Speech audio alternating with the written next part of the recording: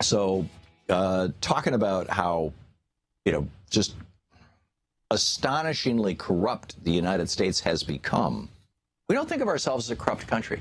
We think of ourselves as, hey, it's nice and spiffy and clean. And, if you encounter a police officer here in Washington, D.C., and you offer them a bribe, they will arrest you. I remember in the early 80s, I was down in Mexico. I think it was at Cancun or Acapulco, I forget which. But Louise and I owned a travel agency at that time. And I had with me one of the vice presidents of one of the larger technology companies. It was based in Atlanta. I don't want to name the company. And we were going to look at a hotel. We, as a travel agency, we were going to book a conference for this company. And they were going to have a conference in Acapulco, I'm pretty sure it was.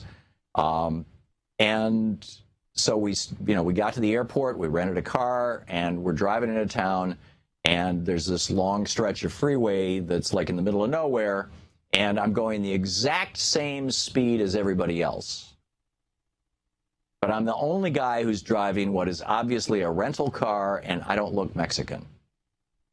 And neither did the executive from this company who was with me. And a police officer on a motorcycle pulls us over. He comes over to the side window. He says, you were going 50. And I said, I didn't see any speed limit signs, and I was just going the same speed as everybody else. He says, well, the speed limit here is only 25. I said, well, why was everybody else going 50? And he said, I don't know. I'm not worried about everybody else. You're the one I caught. And so he's writing a ticket while we're talking. And he says, there's going to be a fine associated with this. And you have to show up 7 days from today in court. And if you don't, an international arrest warrant will be issued for you. And I'm like, well, I'm not going to be here in 7 days. We're here for 2 days to look at a hotel. And he said, well, then you're going to have a real problem. I mean, you're going to have to stay here. And I said, well, is it possible for me to pay the fine right now? Now, I know, in some states, you can actually, in the United States, you can actually pay the parking or the speeding fine right there, with the police officer. I did not, in my mind, have a bribe, right? I mean, it was literally just an honest question. Can I pay this fine right now? And he said, oh, yes, you can. He said $50 would do it.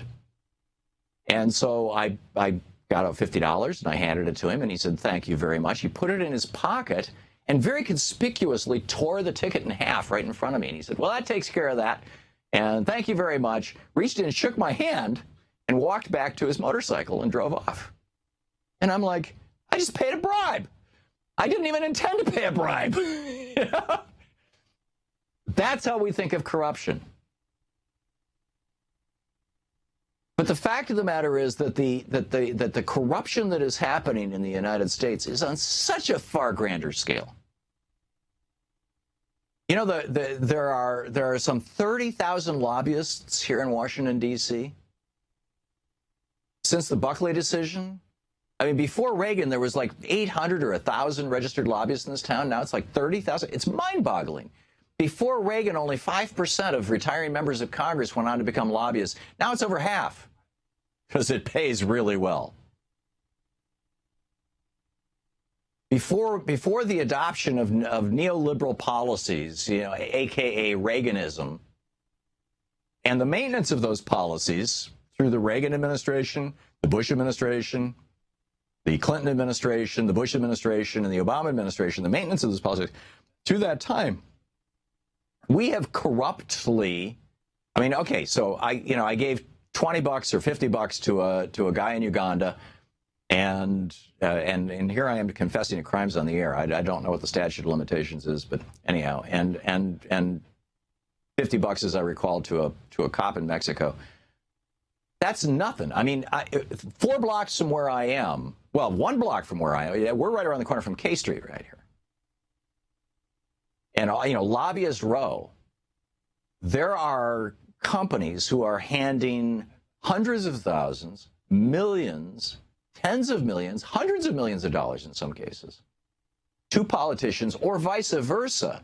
There are politicians who are giving companies, in the form of legislation that they pass, who are giving companies profits in the billions in exchange for campaign contributions in the hundreds of thousands. The best investment you can make in the United States right now is to buy a member of Congress. You get the best return on it. It can be as high as 10,000 to 1. So, we don't think of ourselves as corrupt, but, our country has become corrupted. And it's become corrupted by this bizarre idea promulgated by the Supreme Court that money is speech. In Holland right now, in the Netherlands in 2013, just in that year alone, 3 years ago, they closed 19 prisons. They're going to close 5 more by the end of this summer.